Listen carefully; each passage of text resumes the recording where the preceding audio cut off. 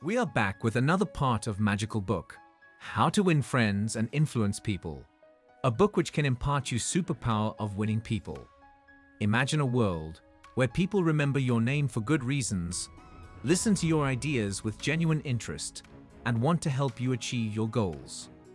That's the world Dale Carnegie promises in his timeless bestseller, How to Win Friends and Influence People. This book isn't a magic trick, but it's a treasure chest overflowing with practical tips to turn you into a more likable and influential person. Let's understand this book, starting from part 1. The fine art of making friends and influencing people. In this art, start with becoming a human spotlight.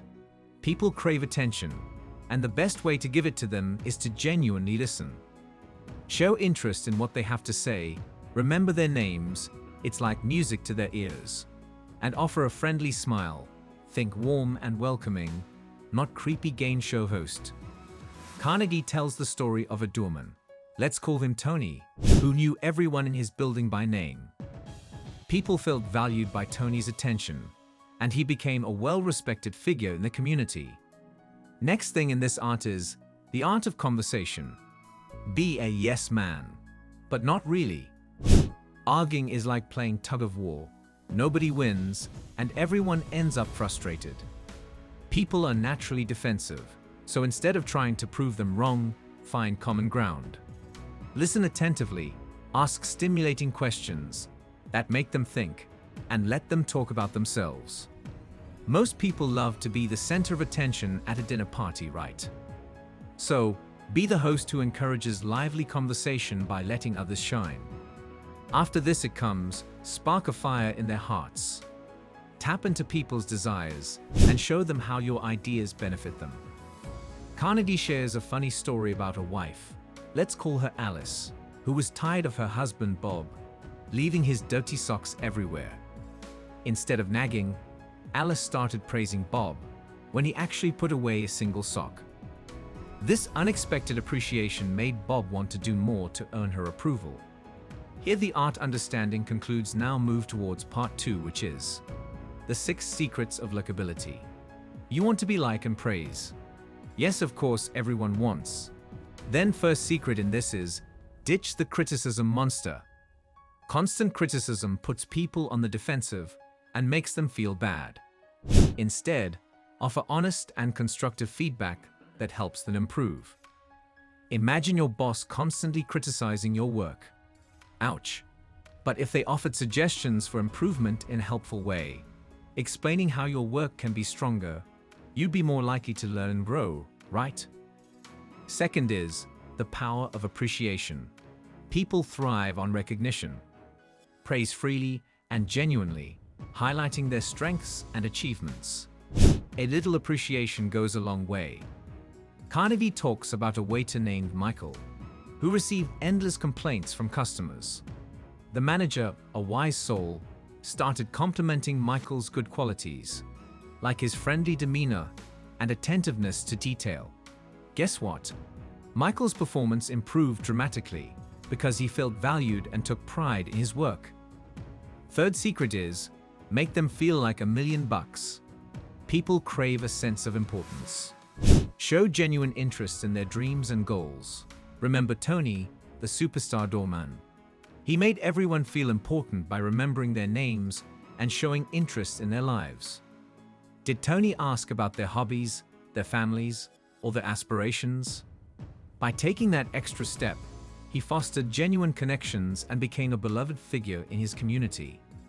Fourth one is become a mirror, not a steamroller. People love talking about themselves.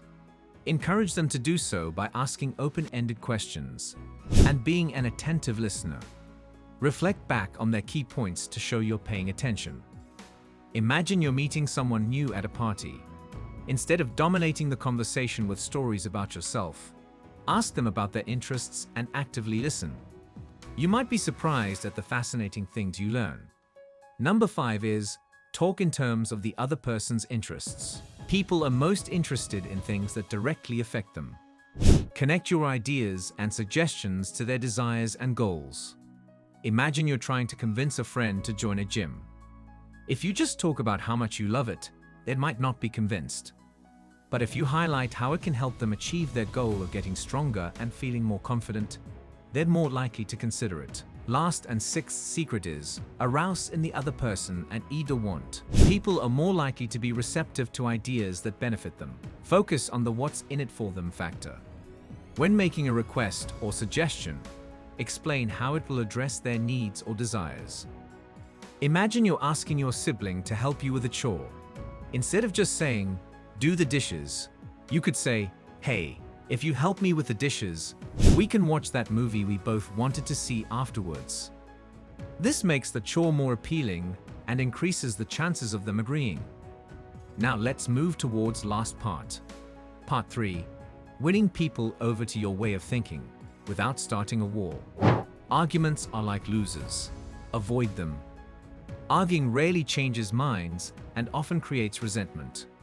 Instead, focus on finding common ground and building on areas of agreement. Think about a stubborn toddler throwing a tantrum. Yelling back won't make them listen, right? But if you calmly acknowledge their frustration by saying something like, "I see you're upset because you wanted that toy," and offer solutions, they're more likely to cooperate. Respect is key. Acknowledge their viewpoint, even if you disagree. People are more receptive to ideas when they feel respected. Imagine trying to sell a car to someone who thinks you're a know-it-all. Not gonna happen. But if you listen to their concerns about safety, gas mileage, or features, and address them with respect, they might be open to considering your offer. You might even learn something valuable in the process. Be the friend, not the foe. A smile and a kind word can disarm even the most skeptical person. People are more likely to listen to someone they perceive as friendly and approachable. Imagine a police officer trying to de-escalate a tense situation. A stern voice and accusatory tone will likely make things worse. But a friendly greeting can even change the negative things into positivities. That was all from the magical book, How to Win Friends and Influence People. Does it make any difference? Tell us in comments. And thanks for watching.